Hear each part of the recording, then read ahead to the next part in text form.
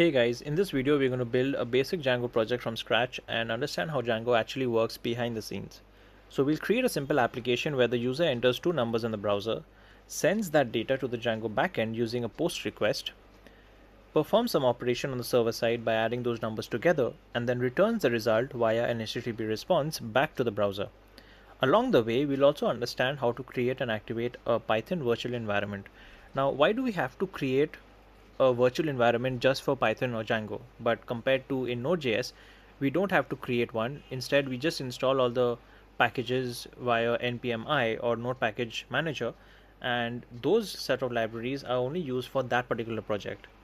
Okay, and in Python or Django, a virtual environment gives each project its own box of libraries, so installing something for one project doesn't mess up another project. In another way, I can say it as you have one environment, but we have multiple projects in Python or in Django, and those projects will be sharing all the libraries that is installed in that environment, and another set of libraries, another set of projects will be sharing those libraries which is different from the first set from the second environment. So this confusion is avoided, and we are also saving space. Like in Node.js, node modules for each project creates a hell of a lot of space for each project, but in Python we are basically sharing all the libraries from that one environment. Okay, and along with that we'll also understand and learn how Django is installed, how Django project is structured. Like we can see on the right hand side, we can see the structure of the Django project that we initially get as soon as we start the project. Now the files like manage dot python file, settings, and urls are the files that we get initially as soon as we start the project, and we have views.py file and also templates, which is something that we're going to create by ourselves after we start the project. And views.py file is a file where we have to use to perform some operations and convert the request into a response and send it back to the browser. Along with that, we will understand and learn, most importantly, how the browser communicates with the Django application through the web server and Django request response architecture. Now in this architecture, the browser first sends an HTTP request to the web server when we hit the localhost URL. Now the web server receives that request and forwards it to the web server gateway interface or asynchronous server gateway interface, and converts that request into a Python readable format and passes it through Django's middleware.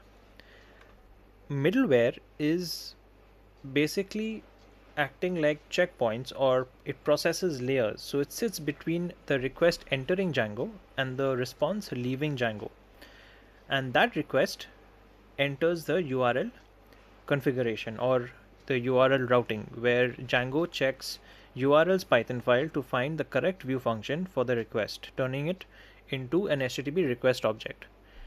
Then the view handles that logic. What we see here, view 1 right through view n, basically is responsible for handling that logic. So the view processes the request, querying the database via these models. It renders the templates or returns data in JSON format. So after which, after the process, the response is created, right? And that view returns an HTTP response object, which Django converts into an HTTP response, and that response is sent back to the browser via the web server, and that is what we see as the web page. Now I'm going to run a few commands so that we can start the Django project, and in order to do that, I want to check if I have Python installed by typing python -version, and we currently have 3.14.4, and the pip version we have is, spelling is incorrect,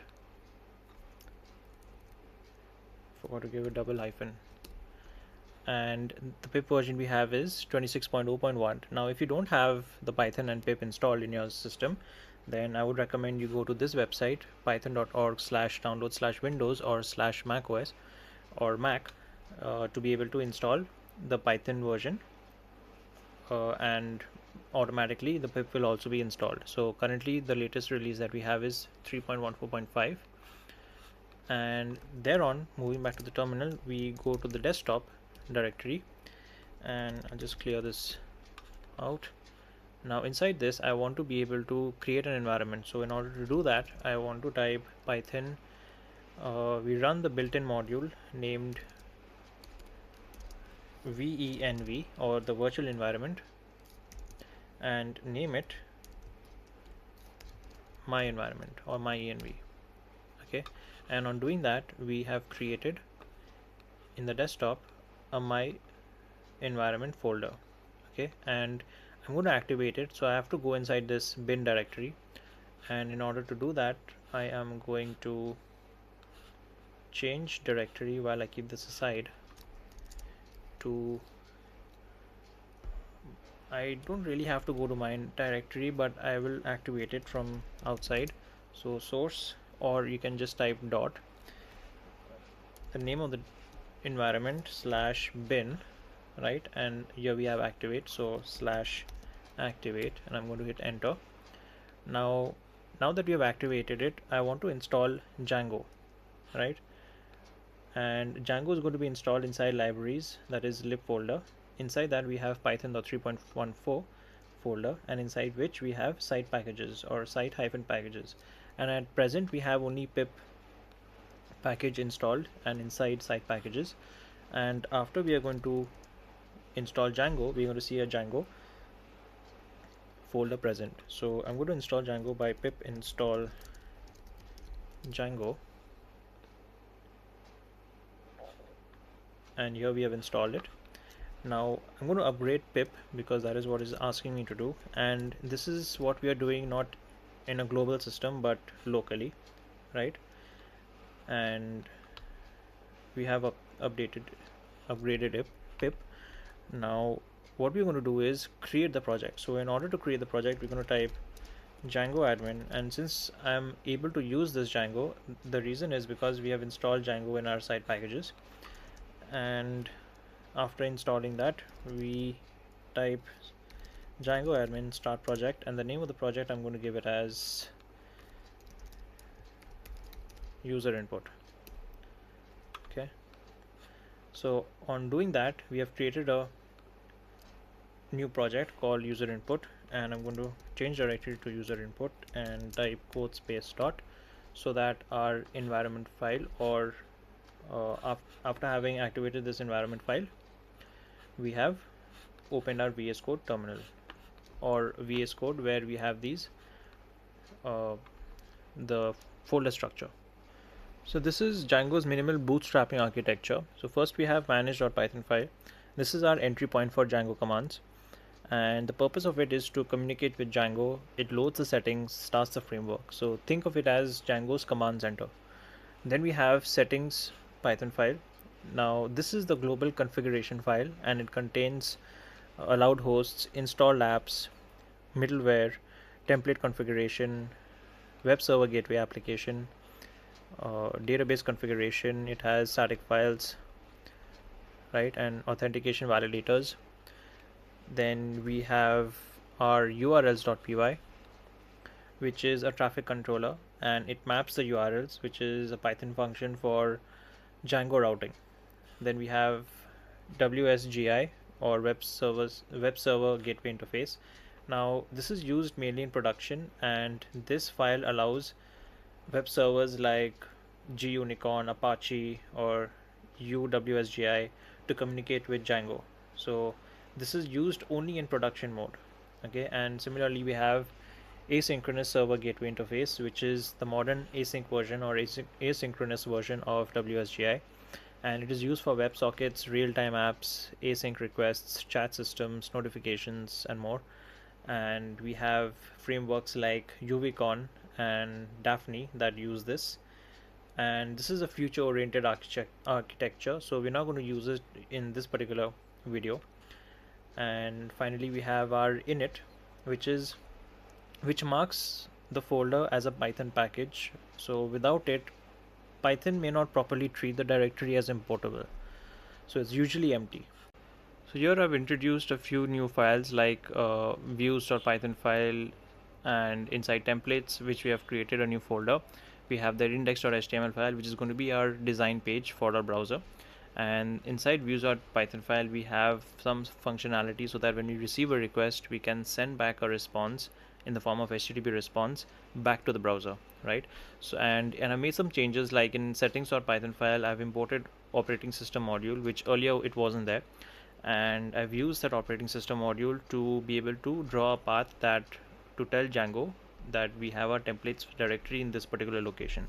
So by default, Django does not automatically know where our custom HTML templates are located. So here we are telling Django to look inside the templates directory or the folder whenever we want to render an HTML page. And the base directory or the base dir refers to the root directory of our project, and the OS path join, uh, it constructs the correct file path regardless of the operating system that we are using, be it Windows, Mac, or Linux. So when our view executes something like render request index.html, Django internally searches inside this templates directory, right, to locate that HTML file that we have here. And this is part of Django's template engine configuration, connecting our backend view logic with the front end HTML page uh, that we're going to render in the browser. So once the browser enters this HTML, it becomes part of the DOM or document object model, which represents the structure of the web page in memory. Now the Django knows where the templates are stored. Let's understand how the view interacts with this template and returns it as an HTTP response. So I'm going to run this side by side, manage.py run server, and when I hit enter, the manage.py file right here, it's going to act as the entry point for our Django application. So it's going to initialize Django. It loads the configuration files from the settings file and starts the Django's built-in development server. So at this point, the server begins listening for incoming HTTP requests, typically on port 8000, right? So I'm going to copy this and I'm going to come back to our browser, and instead of showing this terminal, I'm going to show this instead. Increase this a little more, and when we type this into our URL, we are basically going to check our urls.python file, and that is going to determine which view function that we are going to handle, right? So once Django finds this matching route, it executes that corresponding view inside views.py. So when I click on home, it's going to go to views.py and it's going to execute that particular function, which was home, right? And the views processes this request and returns an HTTP response, usually by rendering an HTML template such as index.html. Now finally, Django sends that response back to the browser, and the browser renders that page visually. So this is the first get request that we have. Now the second time is when we send a request from the browser by typing Dion and click save. So here we get a message, and that message is what we are receiving from the backend. And when we click on save, we send another request to the server. That means the browser collects the form data from here and creates an HTTP post request. So the second request is of type post, and the first request when we hit the URL was of type get to render the HTML page. So the browser now sends the post request to the Django development server running on port 8000. Once Django receives the request, it again checks urls.py. Okay, and here it is determining which view function should handle this route. So in post function, in post method also, it goes to the URLs to check which view function we must handle this route, right? And then Django now executes the corresponding view function, which is home, and it passes the request object right into it. Then Django extracts the submitted form data from the request object that we had sent using request post, and currently at this point the backend now has access to that value that we entered by the user, right, which I entered right here. Now we have access to that value, and that is Dion, okay, the string value that I entered from here. Now after retrieving that data in the Django development server, we can perform backend operations such as like validation, authentication, or API calls write in this method, right, which is home. Now the view returns an HTTP response back to the browser, usually with render, either with index.html or re-rendering a different page, or redirecting it to a different page, a different template with updated data, right? Now the browser receives that updated HTML response and renders the new UI on the screen, which we find here. So when the user submits the form, the browser creates an HTTP post request containing the form data and sends it to the Django server. Now Django routes that request through the urls.py, executes the corresponding view function, that is home, extracts that submitted data using request.post, which we do inside the home method, processes the backend logic, which is inside.